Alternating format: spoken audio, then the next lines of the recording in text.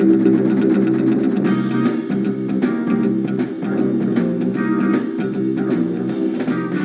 1986 hubo una manifestación estudiantil en Shanghái en reclamo de libertad de prensa y cambios políticos. Entonces, la línea dura comenzó una campaña contra el liberalismo burgués para erradicar lo que ellos llamaban ideas occidentales, fundamentalmente el pluralismo político, aunque también se mencionaban el consumo y la corrupción. En marzo de 1989, en lo que se conoce como China Asiática Central, la policía disparó contra manifestantes tibetanos que protestaban contra la constante persecución cultural y religiosa y reclamaban más derechos políticos. Los disparos ocasionaron 3 días de protestas generalizadas que tuvieron como resultado la imposición de la ley marcial, levantada recién en abril de 1990. Los exiliados tibetanos denunciaron la detención de muchos disidentes y varias ejecuciones. Tíbet había sido anexado ilegalmente a China en 1950 y convertido en región autónoma en 1965. Desde su instalación en el año 1949, el régimen comunista siguió los pasos del modelo soviético con algunos reparos. Ya por el año 1958, el gran salto adelante representó el abandono de ese modelo gradualmente. El gran divorcio chino-soviético se produjo más adelante, en la década del 60, pero de todas formas, el totalitarismo del gobierno de Mao se hizo sentir. La revolución cultural abarcó todos los aspectos de la vida. Como resultado, los moderados fueron desalojados del poder. China postergó su progreso material, tecnológico y cultural y permaneció inerme ante los guardianes de la fe. Tras la muerte de Mao, vino el revisionismo. Se clausuró la revolución cultural y comenzó una apertura económica y política hacia Occidente. La liberalización se profundizó en 1982, cuando se aprobó la nueva Constitución. El nuevo gobierno de Deng Xiaoping, aquel que fuera víctima de persecuciones por revisionista y antirrevolucionario, distendió a la sociedad china brindándole mayores libertades individuales. Una de ellas fue el ejercicio de la fe. El ánimo represivo de la revolución cultural podría explicar el vigor que han tomado las iglesias luego de levantarse las prohibiciones.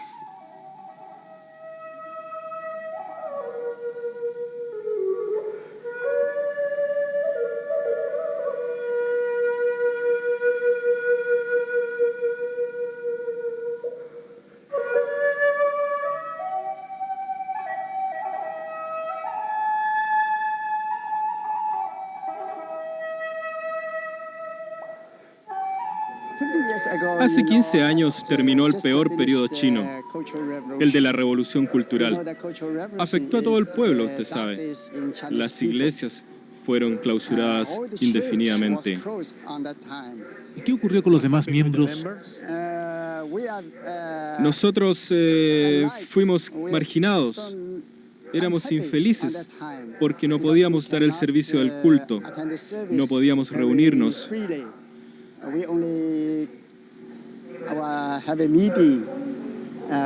El sistema nos obligaba a encontrarnos clandestinamente. Nos enviaron a trabajar a las fábricas y a olvidarnos de las iglesias.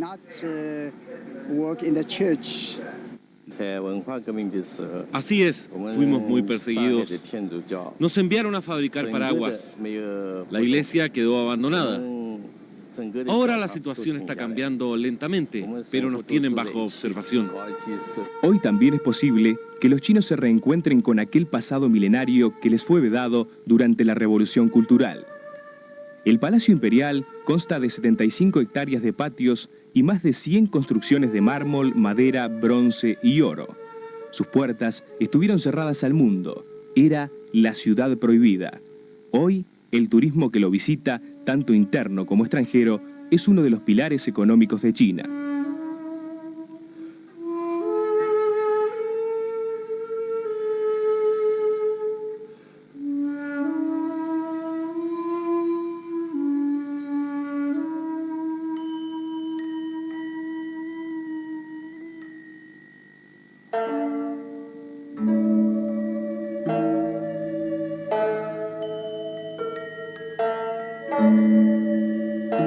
Es cierto, durante la Revolución Cultural nos prohibían visitar estos lugares. Imagínese, yo vengo por primera vez aquí y estoy muy emocionada y orgullosa. Esto es nuestro. Como le decía antes, no nos dejaban visitar nuestro patrimonio. Y mire, es tan hermoso. Yo creo que todo es mejor ahora. Nosotros venimos de muy lejos a Beijing, porque aquí se concentran los monumentos del pasado. Los jóvenes queremos saber sobre las dinastías y poder visitar estas espectaculares construcciones libremente. Sin embargo, se teme aún a la idea de libertad. El respeto por los derechos básicos del hombre y las libertades individuales son conceptos no suficientemente asimilados por los chinos. El Estado legisla al antojo de la cúpula partidaria. Los organismos internacionales ven con preocupación la falta de democracia. Uno de los hechos más dramáticos y contradictorios de esta etapa de nueva libertad fue el incidente de mayo de 1989 en la plaza de Tiananmen, donde Mao proclamó la República Popular China en 1949 y donde hoy se encuentra el mausoleo que recuerda al líder histórico. Miles de estudiantes protagonizaron una manifestación ocupando simbólicamente la plaza. Gritaban: Deng Xiaoping, gracias y adiós. Exigían libertad de prensa, el combate a la corrupción y a los privilegios y el reconocimiento de las gremiales estudiantiles. La burocracia comunista, luego de marchas y contramarchas, reprimió a estos jóvenes matando a centenares, aunque la cifra exacta nunca se conoció, y encarceló o deportó a los líderes.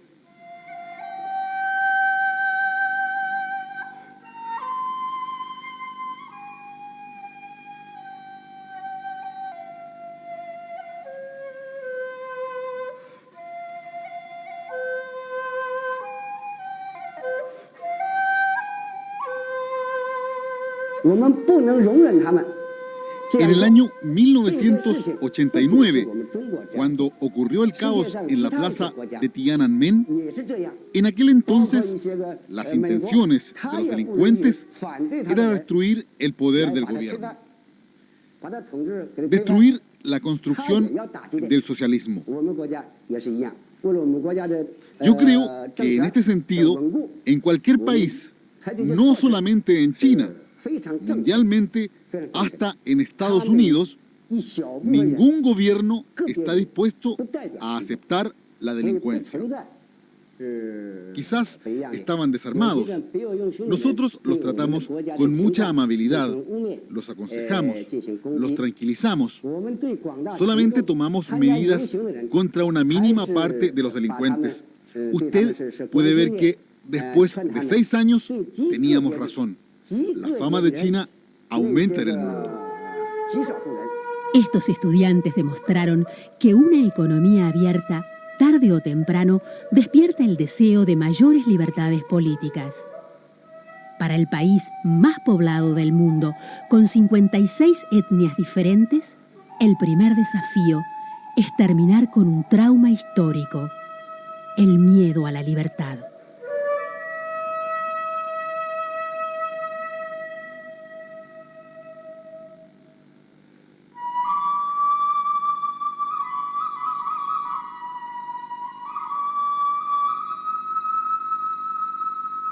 Otro aspecto de estas contradicciones del nuevo régimen chino es que, pese a un incremento de los vínculos económicos y diplomáticos, la amenaza hacia Taiwán persiste.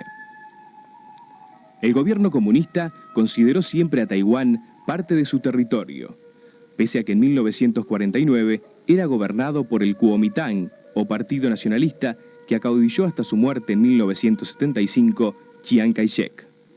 Las actitudes de China han retrotraído el clima de tensión en la región a tiempos de la Guerra Fría y han provocado escalofríos en Taiwán. En las recientes elecciones realizadas en Taiwán, donde hubo oposición política al oficialismo, China hizo sentir su presión, con una permanente amenaza militar. Como consecuencia, en Taipei las Fuerzas Armadas fueron puestas en estado de máxima alerta y el aliado mayor de Taiwán, Estados Unidos, movilizó su armada. Pese a todo, la mayoría de los expertos no cree que Beijing ataque a Taiwán y piensa que se trata de una guerra psicológica para frenar todo intento de establecer un Estado independiente en Taipei. No son estos problemas ni aquellas contradicciones los únicos ni más dolorosos contrastes de un crecimiento explosivo. Hace poco tiempo llegó a nuestras manos un material con un contenido estremecedor, tremendamente doloroso. Se trata de un trabajo periodístico realizado con una cámara oculta que se introduce en las llamadas habitaciones de la muerte. Lo vamos a compartir con ustedes luego de la pausa.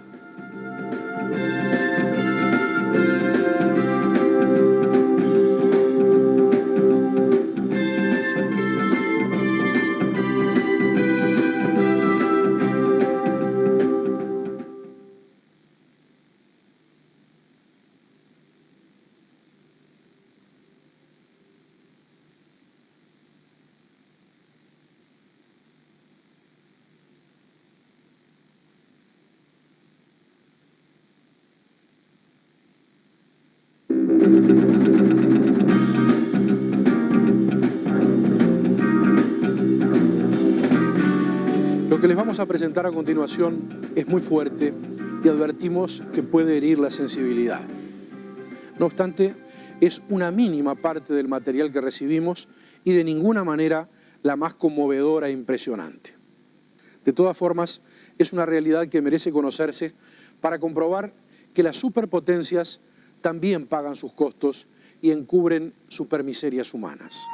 Cuando Deng Xiaoping y los dirigentes de la República Popular China intentaban reestructurar su país, los expertos occidentales de las Naciones Unidas les advirtieron que debían controlar el crecimiento de la población. Consecuentemente, uno de sus decretos decía: utilicen los medios necesarios para controlar la población de China, háganlo sin más. Gracias al apoyo del Comité Central del Partido Comunista de China, no tienen nada que temer. Esto trajo aparejada la política de planificación familiar vigente desde 1970, de un solo descendiente por familia.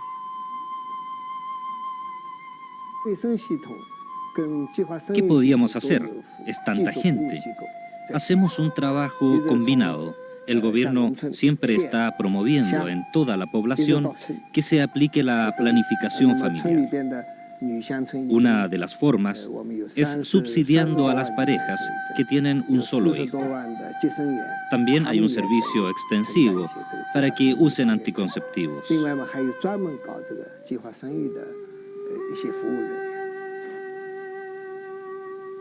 También, desde junio de 1995, se impide procrear a los matrimonios con antecedentes de malformaciones congénitas.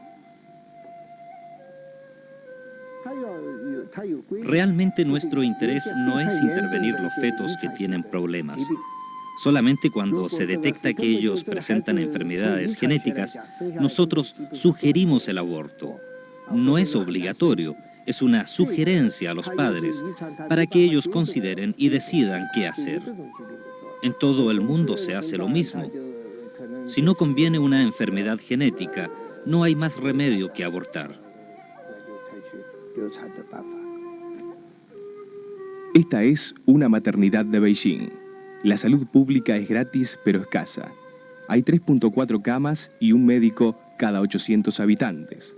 Se ha intentado desincentivar la natalidad y esto ha logrado que en este centro los nacimientos se redujeran de 800 a 400 por mes.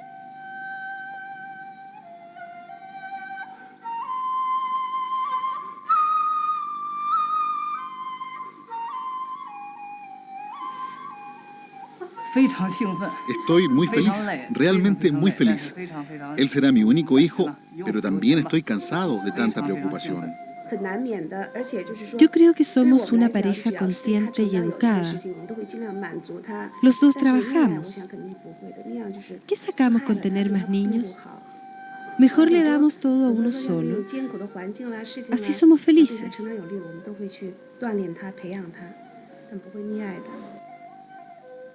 Esta dura política del hijo único ha llevado al abandono de un importante número de bebés en los orfanatos estatales. En estos orfanatos, que cuentan con poco personal, se abandonan niños enfermos en una habitación y se espera a que mueran. Estas habitaciones reciben el nombre de habitaciones de la muerte.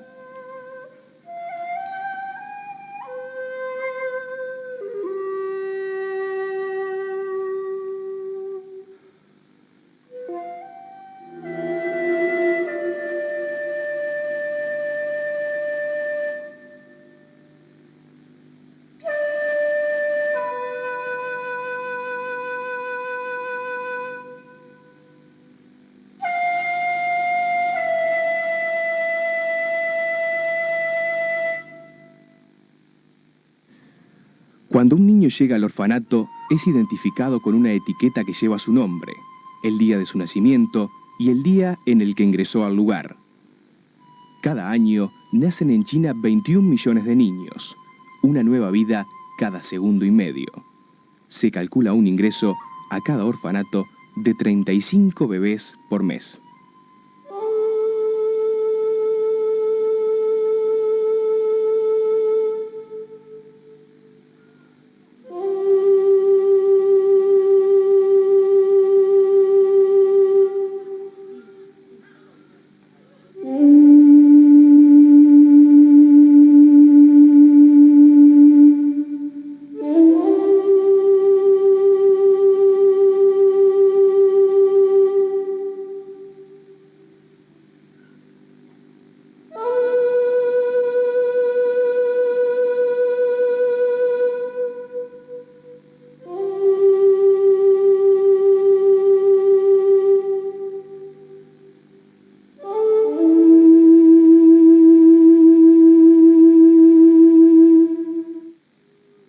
En pos de una reducción de la natalidad, también se practica con apoyo del gobierno la esterilización y el aborto.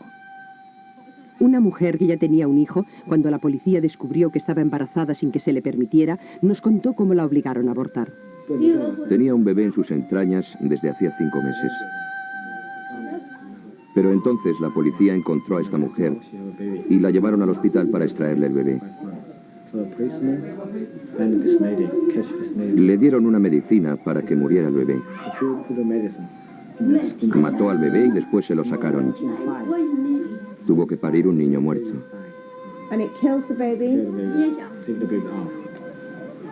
Nos contó que a la vez que los doctores la hicieron abortar, también la esterilizaron. Puesto que ahora se limita a cada familia a tener un hijo único, el sexo del bebé se convierte en una preocupación importante. China ha sido desde siempre una sociedad opresora con las mujeres. El varón, por el contrario, es el que perpetúa la familia. Por lo tanto, la mayoría de los bebés abandonados son niñas, a no ser que sean discapacitados. Se tiene conocimiento de algunas prácticas resultantes de esta política de hijo único. Se tomaba a las niñas recién nacidas y se las sumergía en un balde de agua antes de que respiraran por primera vez. Las más afortunadas terminan hoy en un orfanato.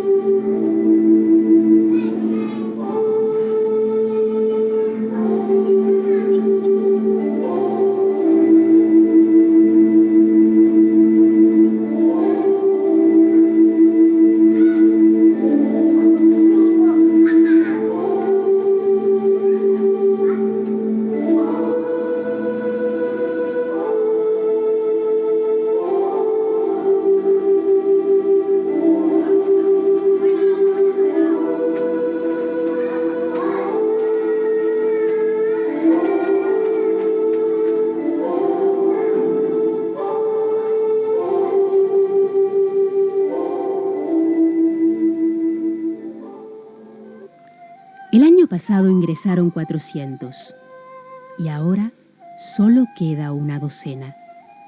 Hay dos posibilidades. que hayan sido adoptados o que hayan muerto. Pero las adopciones son muy pocas. 5 recién nacidos en una cama, con una temperatura de 40 grados, solo da lugar a que uno sobreviva.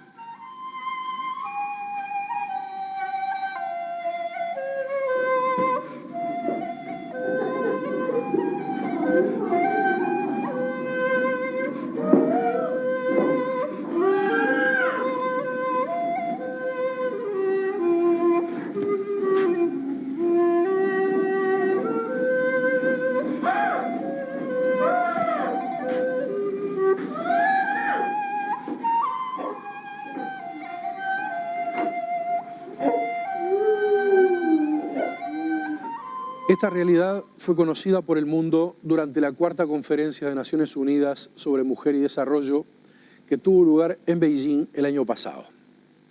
Al recibir el material que acabamos de exhibir, lo primero que hicimos fue ponernos en contacto con la sede de UNICEF en Nueva York, procurando alguna explicación. Se nos respondió que el 23 de abril de este año, y luego de una larga negociación persuasiva con el Ministerio de Asuntos Civiles de China Popular, la organización logró la aprobación de un programa de cooperación basado en la comunidad para la rehabilitación de niños discapacitados. Se procura su reintegro a la sociedad y a la familia, capacitar personal de las instituciones, coordinar la implementación de centros asistenciales y organizar visitas de intercambio entre los orfanatos chinos e instituciones similares de otros países seleccionados.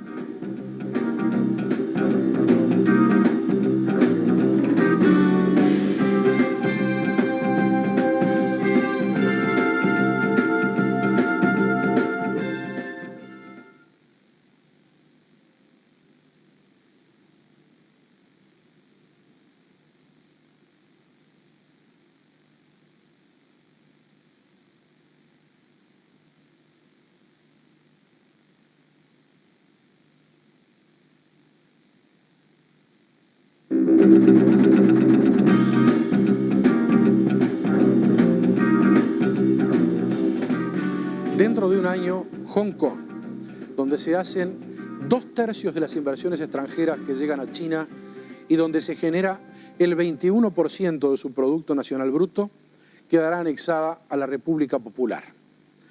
El último gobernador de la corona británica en Hong Kong reflexionaba que el gobierno chino reconoce la importancia estratégica del territorio, pero no deja de temer una contaminación democrática. En 1984, China y el Reino Unido acordaron que el régimen de Beijing reasumiría la administración de Hong Kong al expirar en 1997 el contrato sobre los nuevos territorios. La base del acuerdo es el establecimiento de una región administrativa especial, permitiéndole a Hong Kong retener su sistema capitalista por 50 años más. El Comité Preparatorio de la Transición está formado por funcionarios chinos y representantes de grupos empresariales, políticos y sociales de Hong Kong. Está encargado de establecer la maquinaria que designe la legislatura provisional y elija un líder para el Hong Kong del futuro, en consonancia con la promesa de China de mantener el sistema capitalista del territorio y su autonomía. Hong Kong, en buena medida, es una zona de reexportación y de reimportación, es decir, que hace de intermediación en el comercio de China con el mundo. Eso explica en buena medida los enormes volúmenes de comercio que se registran en Hong Kong. Es también una zona en donde los chinos, la China continental, encuentra servicios que en la propia China continental están mucho menos desarrollados, están más subdesarrollados. Por consiguiente, Hong Kong ha podido aprovechar de esa circunstancia, dar servicios mucho más avanzados de los que los tiene China y además servir de canal para el comercio exterior de China con el mundo. El tema es, a partir del 97, ¿cuánto cambia esta situación? Sin duda, yo le podría contar lo que hace poco leí en una revista especializada de un gran empresario de Hong Kong, chino por cierto, pero chino de Hong Kong, que cuando le preguntaron, bueno, ¿qué pasa en el 97? Su posición era, creo que pasa poco. Yo ya tengo, decía él, una gran inversión realizada, inversión extranjera directa desde Hong Kong, ya la tengo realizada en China. Yo exporto productos de China a través de Hong Kong. Yo voy a seguir realizando las mismas cosas. Creo que básicamente mi forma de operar y de trabajar no se va a modificar mucho. Bueno, de repente se equivoca. Esto es simplemente un pronóstico que este señor hacía. Yo creo que lo lógico sería que Hong Kong continuara cumpliendo esta función de nexo de China con el mundo. A China le viene muy bien y a Hong Kong le viene muy bien. Y por consiguiente es posible que algunas cosas cambien, pero que en lo sustancial siga siendo una zona de alto desarrollo y de conexión de un enorme continente chino con el resto del mundo. Creo que es un poco distinto el caso de Taiwán, no es exactamente lo mismo, ¿verdad? Con Taiwán hay una historia de enfrentamiento político después de la Revolución China del 48. Ahora, me da la impresión de que la conversación ha sido fluida en los últimos tiempos entre China y Taiwán, más allá de ciertas amenazas en los últimos meses que usted recordará, pero la conversación ha sido fluida.